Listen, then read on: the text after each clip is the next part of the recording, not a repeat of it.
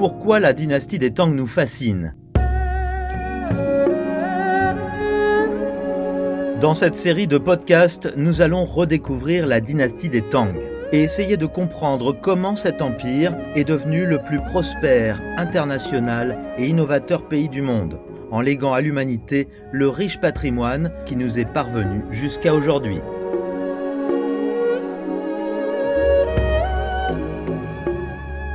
Épisode 11, technique de poésie de la dynastie des Tang.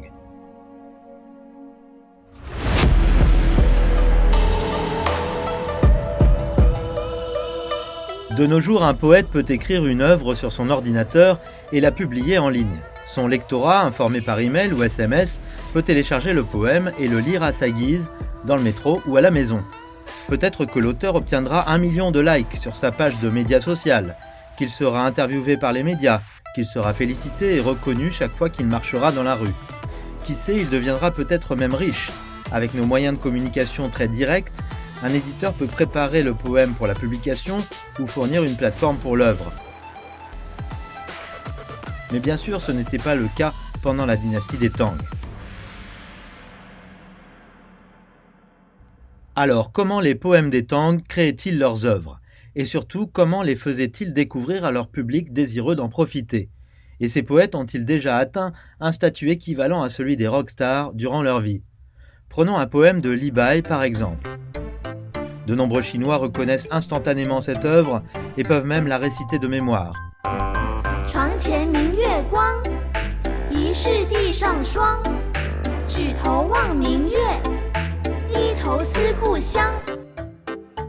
Devant mon lit, clarté, transparence, est-ce bien du givre sur la terre? Tête levée, je contemple la lune, yeux baissés, je songe au pays natal.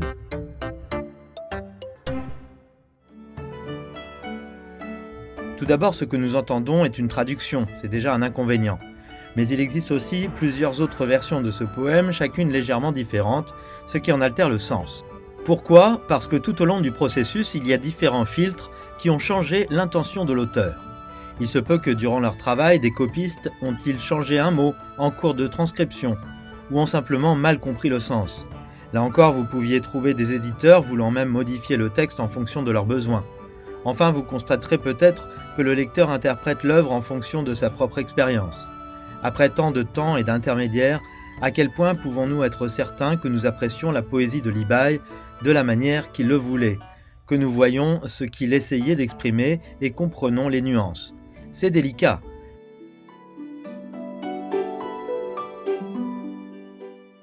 Une difficulté est qu'après plus de 1000 ans, il y a très peu de sources primaires à consulter.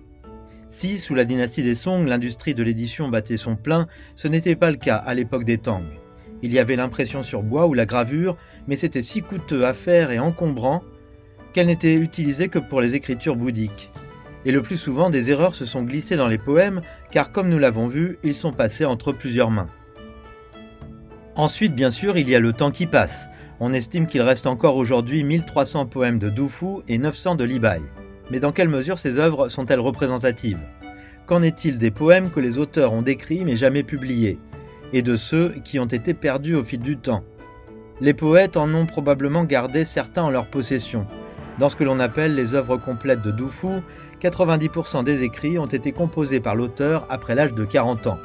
Tout ce qui précède a depuis longtemps été dispersé aux 4 vents. De nombreux poèmes de Li Bai ont été confiés à un admirateur appelé Wei Hao. Wei Hao qui aurait couru 900 000 pour les récupérer et en faire une collection. D'autres ont été rassemblés par son oncle. Beaucoup plus encore sont tombés entre les mains des descendants, dont certains les chérissaient et d'autres non. Donc nous sommes très chanceux d'avoir des exemples du travail de poètes anciens.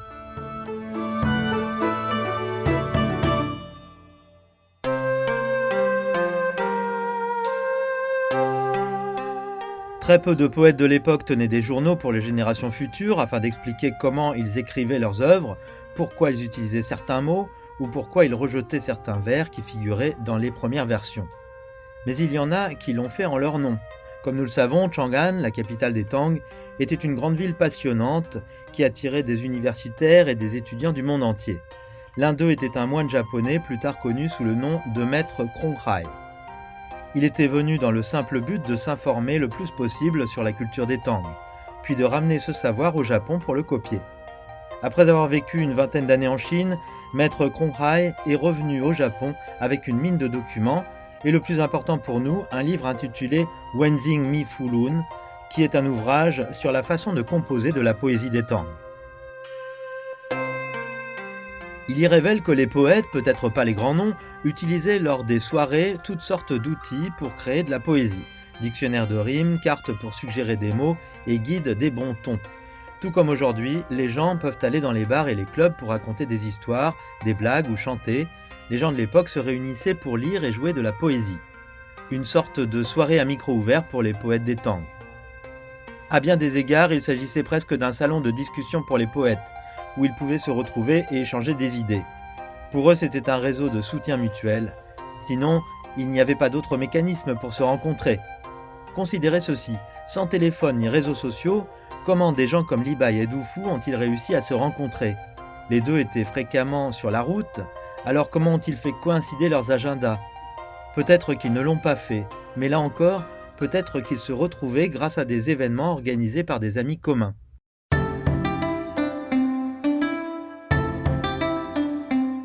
Mais on n'a pas encore compris pour qui nos poètes des Tang écrivaient. Les liens familiaux sont essentiels. Wang Wei, par exemple, est né dans une grande famille influente. À l'époque, il n'y avait que 5 grandes familles à Chang'an, à savoir les Cui, les Lu, les Wang, les Li et les Zhang.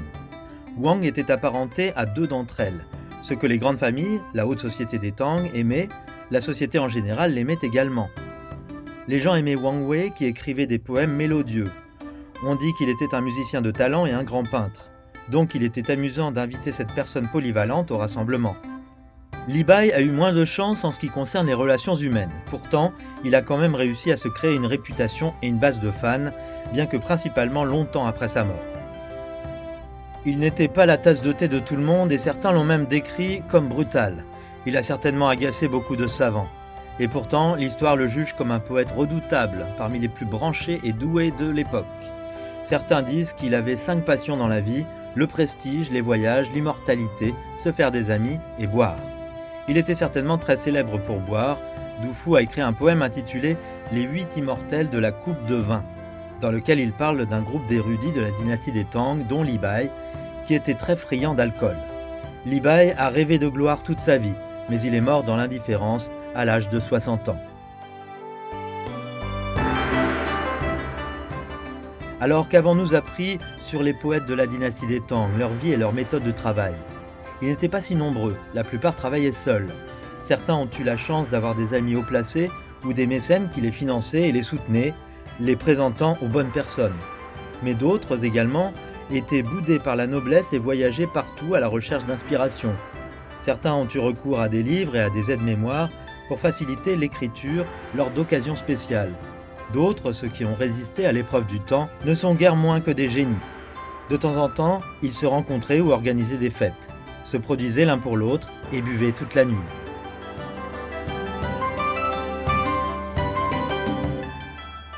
Nos remerciements particuliers à la maison Sanlian Zhongdu pour son aide à la préparation de ce podcast. Rendez-vous au prochain épisode.